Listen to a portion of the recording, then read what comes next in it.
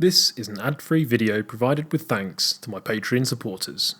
As I've recently purchased a new project vehicle down the back there, you might be forgiven for thinking that everything on the L322 was completely sorted, no problems left, everything ready to go. No, I really am that kind of stupid where I'd take on another project while this car, my daily driver, still isn't completely finished yet. Now, by and large, this car is mostly sorted. We've gone through a lot of problems on it, solving them one by one, and they've mostly stayed sorted, which is good. But there is one issue in particular that those of you who've been watching for a long time might recall. It's a really long running issue at this point, which is the ride quality of the suspension on this car. I've tried lots of attempted fixes with this problem. I've read around the issue as much as I possibly can online, on forums, and I've delved into the Land Rover workshop manual for this car more times than I care to admit. But despite my best efforts, I still haven't managed to cure this issue, and at this point I'm pretty much out of ideas. Just as a quick reminder to those who may not have seen the earlier videos on this, but the basic issue is that the ride is pretty unsettled, doesn't feel as planted or as smooth as it should do over imperfections. Small imperfections in the road kind of get transmitted a lot worse than you'd think they would be in a Range Rover L322. And on uneven surfaces like these country roads around here, the body does seem to sort of get thrown around a lot, and it does make for quite an uncomfortable experience. So when I got the car initially, one of the rear dampers had been replaced by the garage in order to pass its MOT, but they left the old one on the other side. So one of the first things I did was replace that other damper, so we've got a matched pair of Bilstein dampers on the rear. I also tried replacing the adaptive dynamics module, which sits in the boot on this car, and I've tried multiple times to recalibrate the adaptive damping system using the IID tool, with limited success.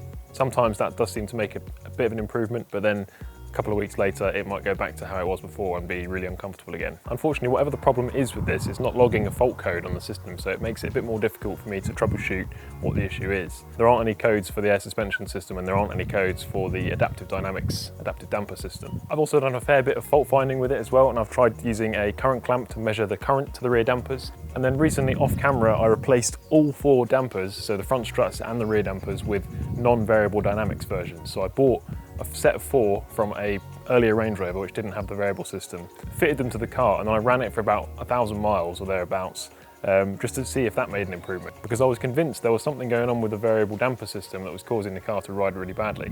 So I fitted those unvariable dampers, and the car rode almost exactly the same. So unless there's some other weird consequence of putting non-variable dampers on a variable damper car that I can't really work out, what that told me was that there was nothing wrong with the damping system on this car, and that the cause of the hard riding is something else. However, I still just can't get my head around what that something else might be. The air suspension system without the dampers is basically just a replacement for a spring system. The air springs work in pretty much the same way as a coil spring. So if they're inflated properly and the ride is roughly level, they should provide the correct spring rate, so the vehicle should ride properly. One thing I have noticed, if I turn off the dynamic stability control using this button down here, the ride quality actually improves slightly, and it's pretty noticeable actually. Now, one of the effects of turning off that DSC is that the adaptive dampers on this car stiffen up. And the reason it does that is to give the car more responsive handling whilst the DSC is turned off. So if you do need to avoid something on the road, the car will respond more quickly because the suspension's a bit stiffer. While the DSC is turned on, obviously you don't need that because the DSC will look after the attitude of the car on the road. But anyway, the interesting point is that the ride quality actually feels better with that DSC turned off. So if I'm going down these country roads around here at reasonable speed, without that button pressed, the whole car seems to be wallowing from side to side, and it throws you around in the cabin a fair bit, which I initially interpreted as an over-stiff ride or over-stiff dampening. But when I turn the DSC off and the dampers stiffen up, it feels a lot better on those back roads.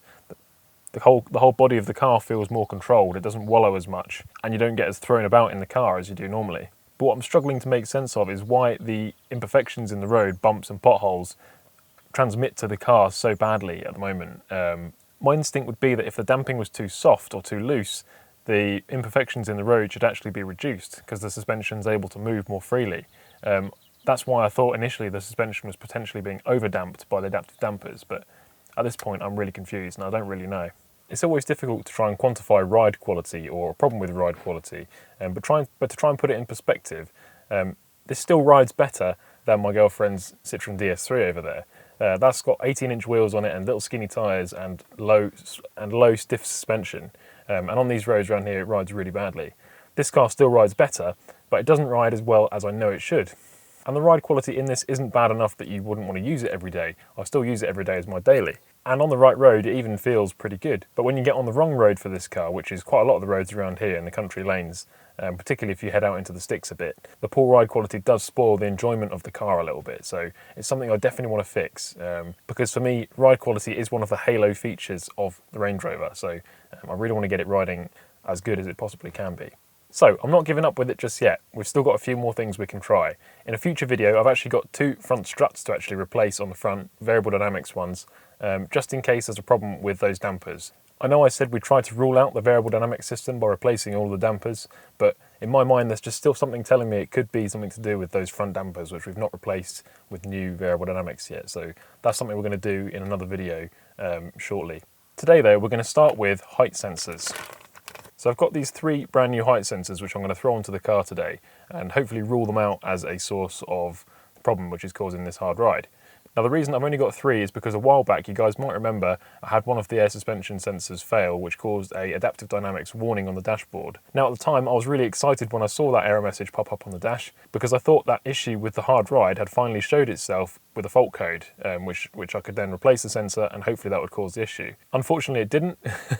It cleared the fault code, but the hard riding issue persisted. Now that sensor that I took off was really worn out. The joint here where the potentiometer lives inside the sensor was really worn out. This is really sloppy, and I'm guessing that the other 3 sensors on the car are in a similar state. So I thought, let's rule them out completely. These aren't that expensive to buy, so we'll just throw these new 3 on and then we'll have a full set of sensors in good condition, hopefully. An important point to note is that these sensors are used for the variable dynamics system as well. So the variable dynamics ECU is taking readings from these sensors at the same time as the ride level control module. So that's why there's 6 pins on here. 3 of them go to the ride height and 3 of them go to the damper control. So if one of these sensors was giving a dodgy reading, perhaps that might cause the ride to feel a bit unsettled and weird. I don't know enough about the intrinsic details of how that ride level control module works to say for sure, but it's potentially a problem, so we're going to try it and we're going to try and rule it out. Let's get going.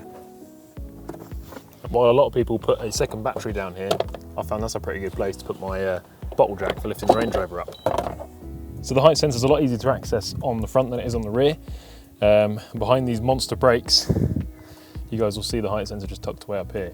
Now, the actual bolts, the actual screws for fixing the height sensor to this little bracket go in this way. So in order to actually get them out, it's very tricky. But thankfully on the front, they've got this little extra bracket that you can take out with these 2 little 10mm headed screws here.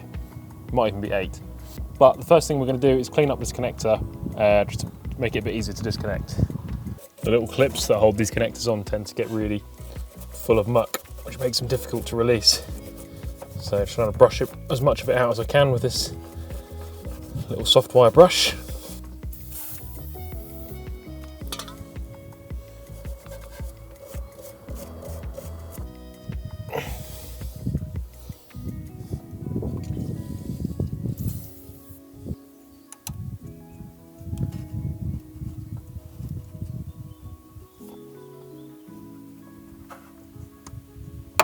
There we go. And I managed to save both clips on there, which is good.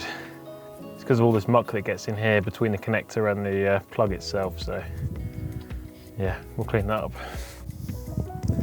So next we're going to be taking off this guy here, the lower part, which is it's like a 10 and a 10 on the front.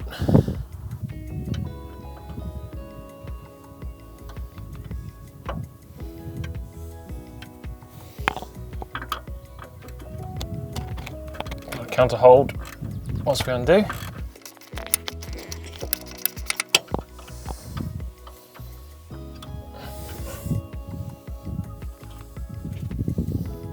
Get these 2 little bolts out here that are holding the bracket onto the subframe.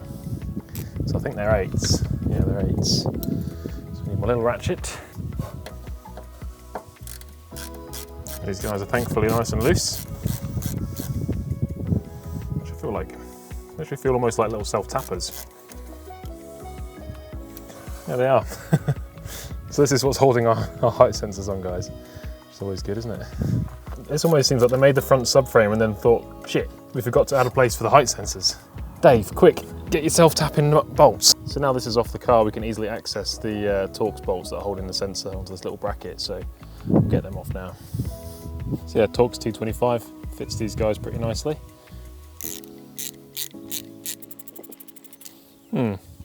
That's interesting.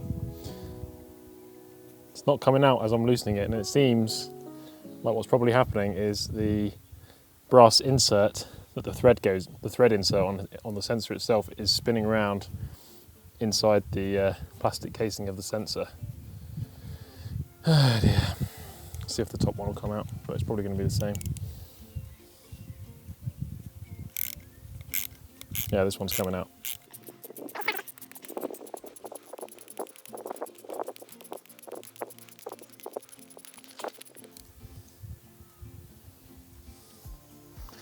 So there's one. It's just this guy that's going to be the pain in the arse. And unfortunately, I need to save this screw because they don't come with new ones and I don't have anything that will fit in stock. So this could be interesting. So there you go, I had to break it unfortunately, guys. This is what I thought though, the screw has got stuck to this little brass insert there, so yeah. Now I've just got to try and get this little insert off the screw so I can try and reuse the screw, but we'll see how that goes. There we go, guys, just about managed to get it out using the impact on this end and then held it with these big channel locks on the other end. So yeah, the screw seizes into that and then that quickly comes unstuck from the plastic housing of the sensor. So yeah, not a great design really, but thankfully the screw is salvageable. So we can pop that back in again with a bit of copper slip this time.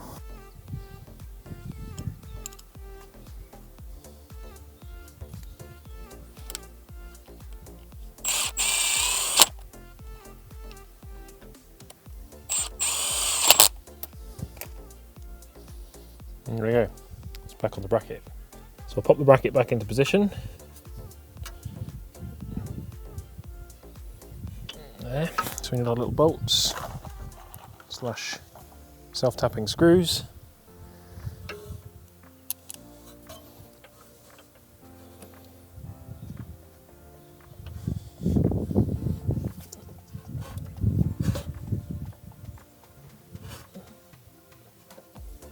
Yeah, it doesn't seem like the most accurate way of locating the height sensor, but I guess it doesn't really matter too much. Okay, we're definitely going to have to try and clean out this wiring before we put it all back together. For now though, let's get that lower arm back on again. Does it have come with a new nut? No, that would have been a nice touch, wouldn't it? Why would they not give you a new nut? Cheapskates. So we're going to pop a new nylock on there with a little washer, because why not?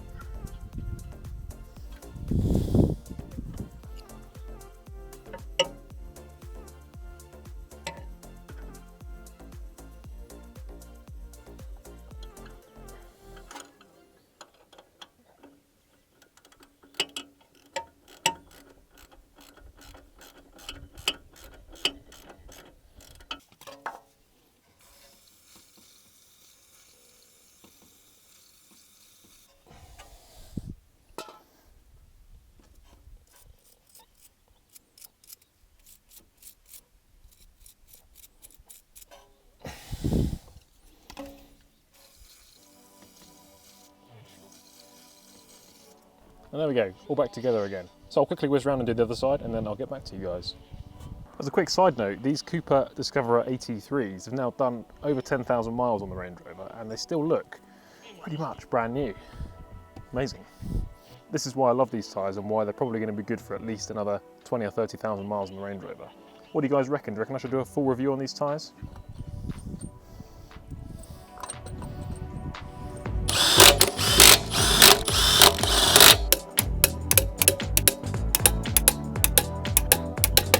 Okay, so that's all the height sensors changed out. Now the suspension's almost certainly going to need calibrating, but I want to go for a quick test drive first, just to see if it solves our issue.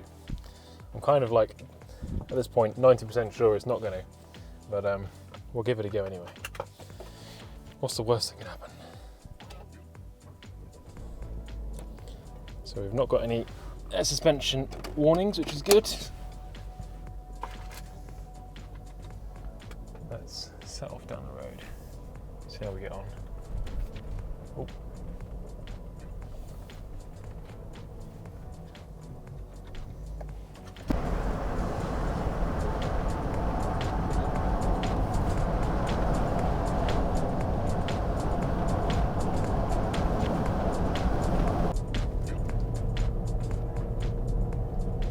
So as I've mentioned before, the weird thing about this suspension issue is that it doesn't happen straight away as soon as you drive the car. If you leave the car parked for say a day or two, when you get back in it, for the first sort of 10-15 minutes the car drives pretty nicely. Like the suspension feels a lot more supple. It seems to take in the bumps a lot easier. So I think it's a bit early days for me to make a call on this yet. I think I'll have to drive it for a week on the way to work and back and see how I get on with it. But initial impressions, it does seem to be a bit more supple, especially in the front end. The front end seems to be riding the bumps a lot more nicely than before. It seems to float, and the car seems to flow down the road a bit better than it was before as well. There's not so much of this kind of side-to-side wallowing motion going on. So perhaps there was something in changing those height sensors. So what I might try now is, using the IID tool, go through and do a adaptive damper calibration. Now that we've corrected these height sensors, perhaps the calibration in the adaptive dynamics unit needs to be adjusted to account for the different readings. So we'll give that a quick try. Okay, so I'll get the screen record again for you guys so you can follow along. Okay, so I'll go into the calibration setting, active damping, calibration learn, get up to about 70k, and then we'll start this routine.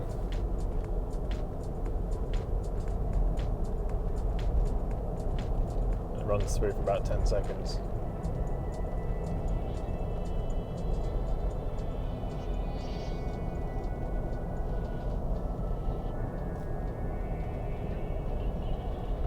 So there we go, that's been completed now. The only way to really know if it's done anything is to feel in the ride of the suspension whether it's improved. So with that calibration, it is hard to feel any differences immediately.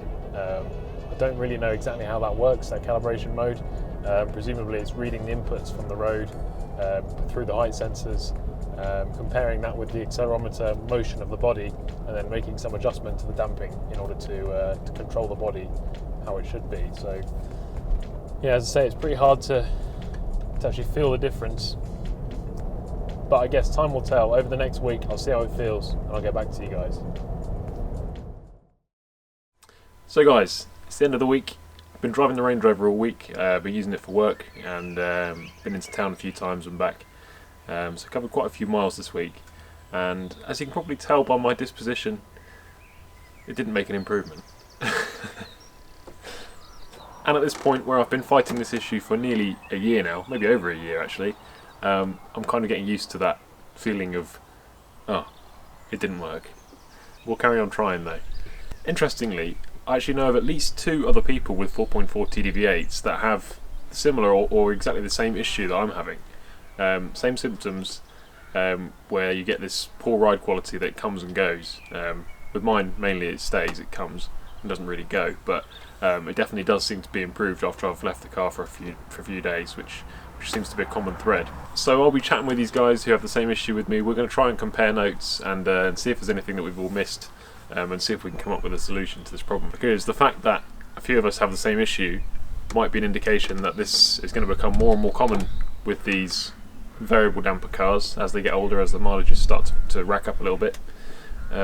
So it would be really good to try and figure out what is the underlying cause of this, and put it out there for everybody to know, all of you 4.4 TDV8 owners out there, and also the 3.6s obviously that have the CVDs as well. So there's quite a few cars on the road actually that have this system.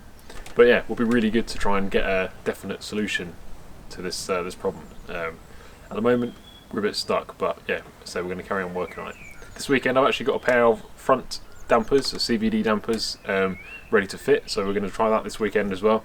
I know of at least one other person that had this problem that solved it by fitting new front CVDs, even though the harsh ride on mine seems to be coming mainly from the rear. But yeah, as I said, this person had the same kind of issue and solved it by fitting new front CVDs, so we're going to give that a go this weekend, and that will be coming up in another future video for you guys. In other news, I am still waiting, unbelievably, for my big parts order to arrive for the P38. That's the reason we haven't got stuck into it yet. I'm just waiting for some bits to arrive so that we can really get stuck into that engine bay and start solving a lot of those problems all in one go. Sorry, there's a tractor going past, as you guys can hear. It's the only trouble with this countryside traffic.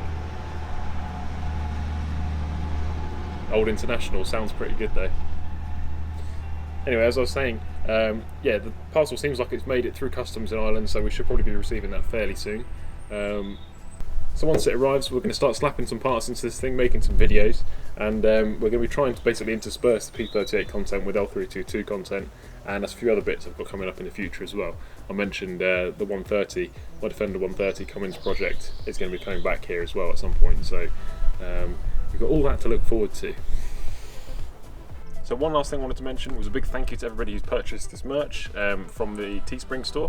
I've had quite a few orders over the last few weeks, and hopefully those orders will be reaching you guys soon and you'll be pleased with what you've ordered. It doesn't generate a huge amount of income, but every little helps, and definitely with this P38 project we're going to need all the help we can get on that front. So, but yeah, thanks again for watching guys, don't forget to like, hit that subscribe button, and we'll see you again in the next one. Cheers!